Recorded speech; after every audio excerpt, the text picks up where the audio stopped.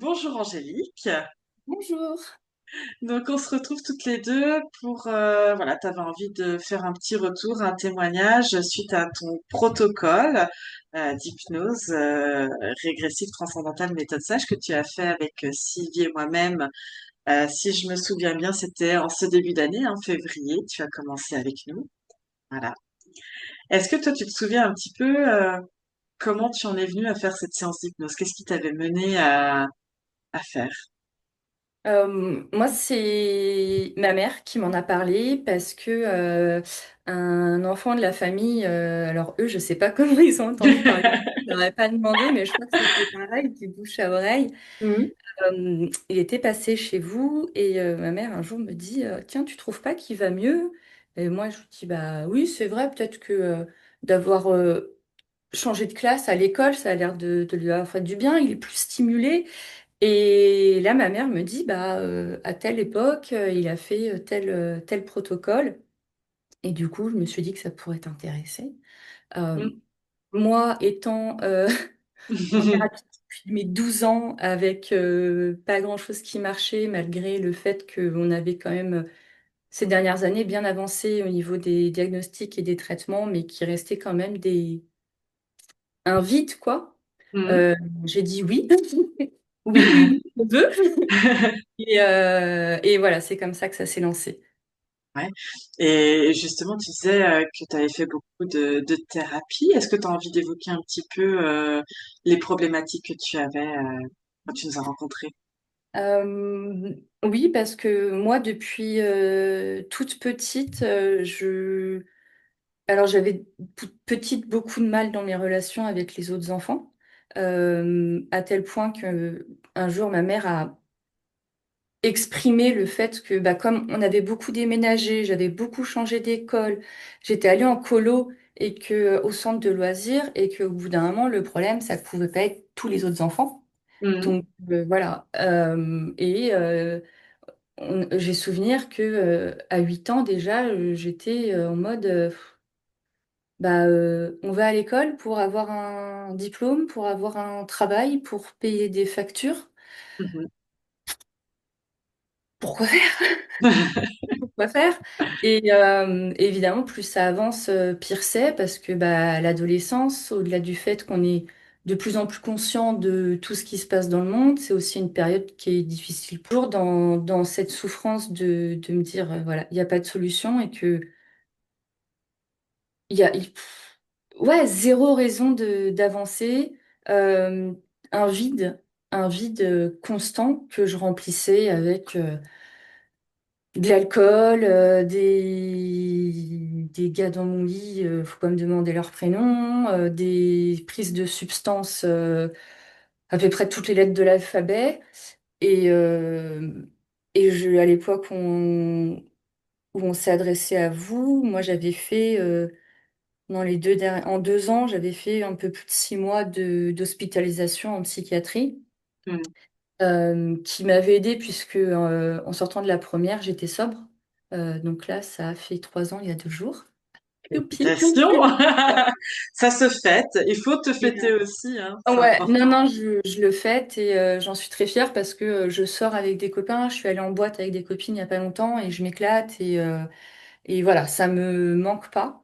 Euh, et c'est d'ailleurs beaucoup plus facile maintenant parce que avant ça, c'est vrai que avant le protocole, en fait, c'est vrai que j'y pensais souvent parce que c'était vraiment mon échappatoire, en fait, de sortir de ma tête. Parce que ça, c'est quelque chose que j'évoquais depuis très longtemps dans mon mal-être, puisque j'ai commencé à avoir des psys, j'avais 12 ans, quoi. Et c'est vrai que en avançant en, à partir de la fin de l'adolescence, j'avais vraiment cette expression que je disais au docteur. Je dis, vous sortez mon cerveau, vous regardez, vous réparez, vous le remettez. Mais il y a un truc qui va pas. Et ce truc qui va pas, le problème avec bah, l'état de la psychiatrie en France, c'est qu'on m'a dit pendant 20 ans que bah, qu'il n'y avait pas de problème en fait. Donc en gros, quand on n'est pas bien et que même en mettant tous les beaux emballages du monde, moi, le psychiatre, il me disait, bah, écoute, t'es une drama queen, calme-toi un peu. C'est vraiment ce que je recevais moi. Et du coup, ma première hospitalisation, hospitalisation longue, parce que c'était pas les premières, on m'a rien trouvé, on m'a fait ressortir. Octobre, novembre, décembre, janvier, février. Donc 5 mois après, j'étais dans un travail qui me plaisait pas et ça allait vraiment pas mieux. Je supportais plus rien Mm. et je voulais pas continuer. Ouais. Donc au travail. On m'a retrouvée sous mon bureau et emmenée Mm. aux urgences.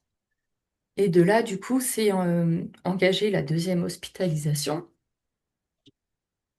puisque... Prends ton temps. Prends ton temps.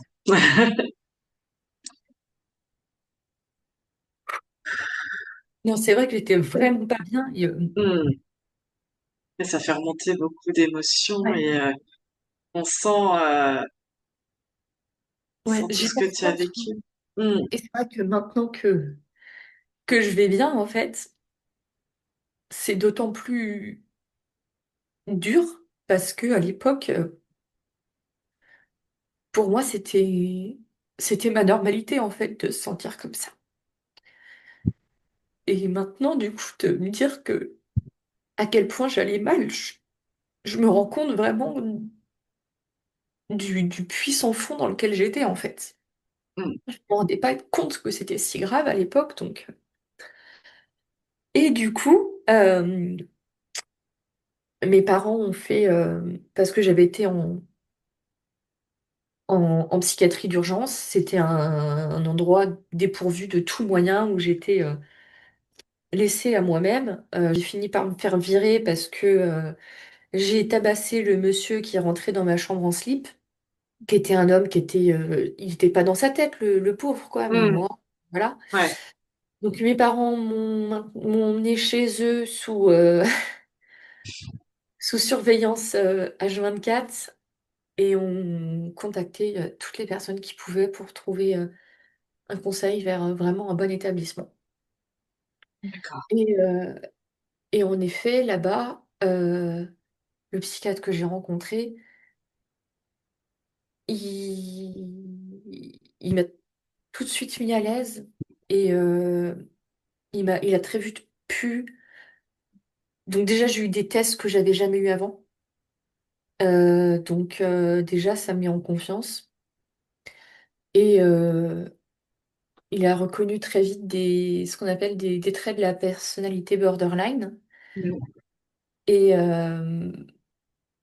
et d'avoir enfin une reconnaissance, déjà, c'était un grand pas. Et un peu plus tard, après ma sortie, on a enfin compris que j'avais un trouble du déficit de l'attention. Ce qui venait expliquer mes émotions trop intenses, le bazar dans ma tête. Ouais. Et du coup, j'ai eu un traitement qui m'a aidée parce que j'ai pu me concentrer au travail. J'ai pu ne pas être épuisée après 5 heures de travail parce que mes fins de journée étaient affreuses. Et j'en étais très contente. Mais Mm. quand je rentrais chez moi le soir, bah, la vie était la même, la vie était toujours vide. Ça manquait de sens pour toi à ce moment-là. Ouais, en fait. Mm. C'est-à-dire que donc je me disais, bah, faut attendre, ça ira mieux, faut attendre. Mais j'avais surtout cette peur viscérale de retomber, en fait. Mm. Parce que voilà, j'avais le traitement, je voyais bien qu'il fonctionnait avec mon psychiatre et ma psychologue. Voilà, c'était sûr que voilà que ça fonctionnait, que ça me facilitait la vie. Mm. Mais sur tout le reste, il me disait, ah bah ça va prendre du temps, c'est à travers la thérapie, les exercices, etc. Ah, les exercices de thérapie, c'est un peu... c'est intéressant, hein, il Mm. faut le faire, mais ça m'a apporté rien ou pas grand-chose, quoi. Il te manquait un petit truc en plus, Ouais. quoi. Le traitement et cette reconnaissance, cette prise en charge a été importante Ouais. et c'est un peu salvatrice aussi pour toi d'avoir été accompagnée par ces professionnels-là. et d'avoir cette médicamentation aussi, tout en disant, ben, ça a stabilisé quelque chose, amélioré un petit peu, mais il te manquait encore du sens et des informations aussi. C'est ça. Et après, c'est heureusement qu'en fin de compte, le protocole est arrivé rapidement après ça, Ouais. parce que je me sentais pas retomber au... Quoique, si, en fait, que j'allais retomber à un moment Mhm, moyen, long terme, qui sait, mais parce que bah, il restait quand même un truc au fond. En gros, je pouvais mieux fonctionner dans le monde, mais mhm, le reste, le vide, le mal-être, cette souffrance de l'injustice du monde, cette souffrance d'être célibataire aussi, mhm. elle était toujours là et je savais que ça allait me bouffer en fait. Parce que l'introduction du médicament, c'était un petit sursaut de ah cool, Mhm. le fond était toujours là quoi. Donc ça, ouais, je savais, enfin la souffrance était toujours là quoi. C'était toujours présent et tu savais pas non plus d'où elle venait et cette incompréhension-là. Ouais, ouais, non, pour moi, c'était. Bah, je me rabattais toujours sur le fait que ah, bah, je suis célibataire, mais enfin, quand on a un vide comme ça, on trouve 20 000 trucs, quoi. Mhm, Et, bah, je suis célibataire, bah, j'ai pas assez de sous, bah, je suis pas assez proche de mes amis ou de ma famille. Enfin, le cerveau va trouver un truc à remplir, quoi, mais quoi qu'on fasse, le vide se remplit pas. et du coup, c'est comme ça que pendant la séance, comment tu l'as vécu, toi, ta séance d'hypnose? Euh, J'étais un peu ailleurs. Euh, J'écoutais tout ce qui se passait, mais ma maman était à côté de moi et il n'y a pas eu de, parce que c'est vrai qu'on aurait, enfin, sur tout ce qui a été évoqué, on aurait pu se lancer un regard et dire, ah, un regard qui dit, ah ouais ou quoi, mais non, moi j'étais fixée et ouais, je sentais qu'il qu'il y avait un truc, je sais pas comment l'expliquer, mais c'est une sensation que j'ai jamais eue. Et et il y a eu un moment où, quand on a réuni, où j'ai vraiment eu cette impression que c'était dans mon ventre et que, bam, ça clique et enfin vraiment cette sensation-là. Et c'est vrai que pour le coup, je m'y attendais pas parce qu'avec toute l'envie et tout l'espoir que ça m'apporte quelque chose, je suis quand même, je vais pas dire que je suis quelqu'un de les pieds sur terre, mais étant très attirée par beaucoup de choses qui peuvent être ésotériques, etc. Mais c'est vrai que quand on commence à essayer de trouver des infos là-dessus, on tombe souvent quand même sur des gens qui sont pas forcément bien intentionnés, des choses comme ça. Mhm, Donc, quand je suis rentrée dedans, bon, bah, avec tout l'espoir que j'avais et la preuve que ça avait marché sur quelqu'un, mhm, voilà, je savais pas à quoi m'attendre. Et du coup, c'est vrai que dans l'état physique dans lequel j'étais et cette sensation à la fin, et des choses aussi qui ont été évoquées, où j'étais en mode, bah oui, comment c'est ça? J'étais, voilà. Et puis, bah, après, surtout, quoi, le après et tout ce qui s'en est suivi dans les changements, en fait, que ça a pu avoir sur moi. Comment justement t'as vécu après ces changements? Comment ça s'est passé après la séance et les semaines qu'on suivi, en sachant que nous après on a continué donc le protocole avec les suivis à 1 mois et à 3 mois de ta séance. Comment ça s'est passé? Euh, Ça a été fluide, en fait, dans le sens où, de ce que je me souviens, dans les jours d'après, il y avait du coup bah, ce que j'avais pris pour le moment pour voilà, l'euphorie du moment, ça y est, c'est fixé, etc. Et en fait, c'est resté. Et, euh, et le moment où ça a le plus cliqué en fait. J'étais avec ma psychologue et je lui avais pas parlé tout de suite de ça. Mon psychiatre, je lui en avais parlé tout de suite. D'accord. Qu'est-ce qu'il en avait Euh, dit justement? C'est intéressant d'avoir un regard, quel qu'il soit, hein, ouais. de. Euh, alors moi, je lui ai dit, je vais faire, j'ai quelque chose qui est prévu. Me faites pas de retour, me mettez pas le doute, juste je vous informe. Et du coup, je lui ai dit qu'on allait faire ça. Et après, bon bah moi voilà, je lui avais dit voilà, je vais faire ça, j'y crois, m'embêtez pas.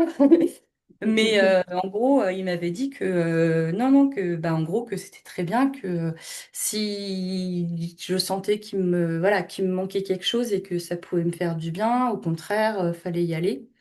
Ah, Euh, génial. Euh. et c'est mon psychiatre, il est génial.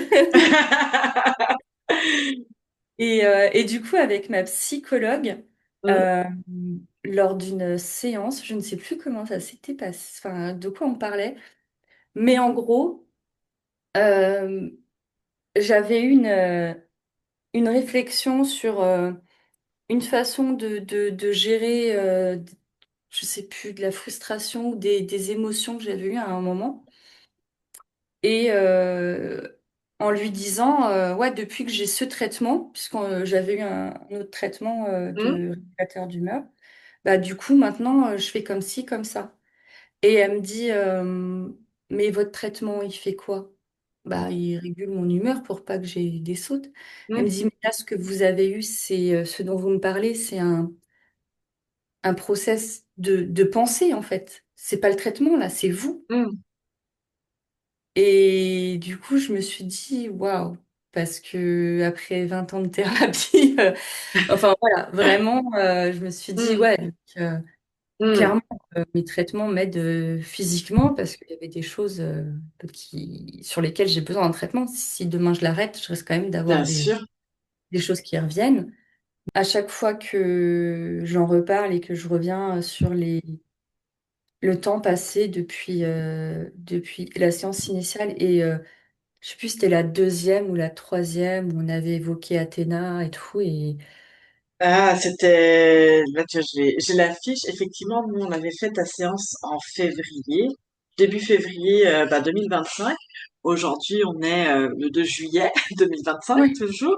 Et c'est vrai que on avait fait ton premier rendez-vous le 13 mars, un mois après ta séance. Et là aussi, déjà, il y avait ta maman encore, je me souviens. oui, oui. Et Et hop, il y a eu encore des choses, hein. Ces suivis permettent de réajuster ce qu'il y a à réajuster, des prises de conscience,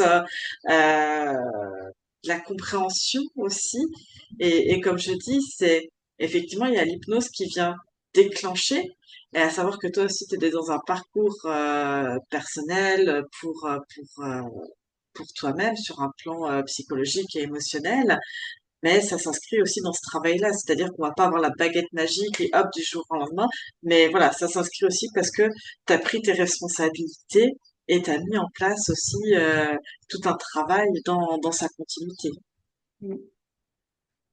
Du coup, toute ta vie prend un nouveau tournant, ça prend du sens pour toi.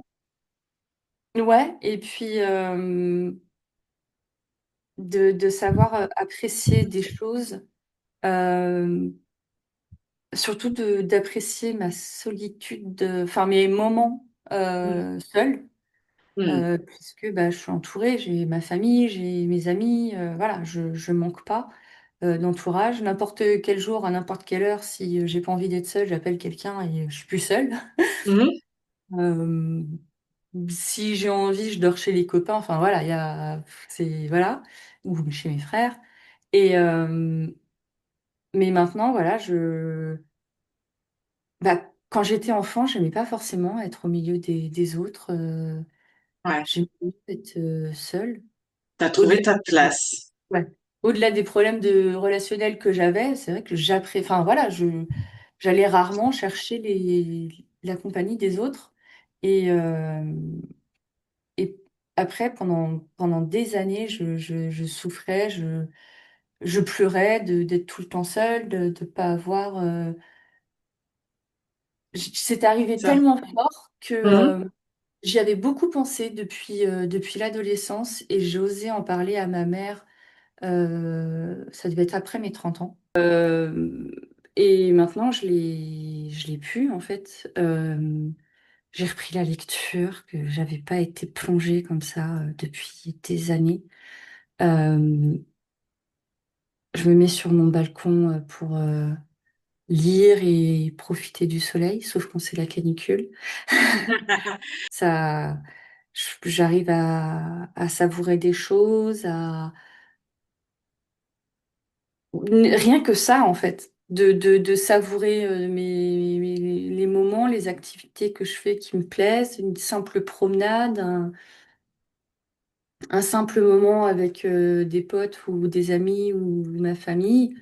Alors qu'avant, c'était toujours, il y avait toujours au fond voilà, cette souffrance, quoi. Hmm. Alors que maintenant, bon, bah, je savoure entièrement. Évidemment qu'il y a toujours des choses dans la vie qu'on veut améliorer, ça Tout à c'est fait. évident. Mais aujourd'hui, ça ne m'empêche plus de profiter, d'être heureuse. Toi, pour le mot de la fin, qu'est-ce que tu retiendrais de, donc, qu'est-ce que tu dirais par rapport à toute cette expérience, tout ce protocole que tu as fait avec nous? Ça a changé ma vie, ça a réglé une souffrance que j'avais, donc au moins mes 8 ans. J'avais admis que je pouvais pas avoir ça en gros. Mes troubles alimentaires, l'alcool, les substances, les comportements à risque, tout ça. Et quand j'allais demander de l'aide pour aller mieux, j'avais pas cette ambition d'arriver à où je suis aujourd'hui.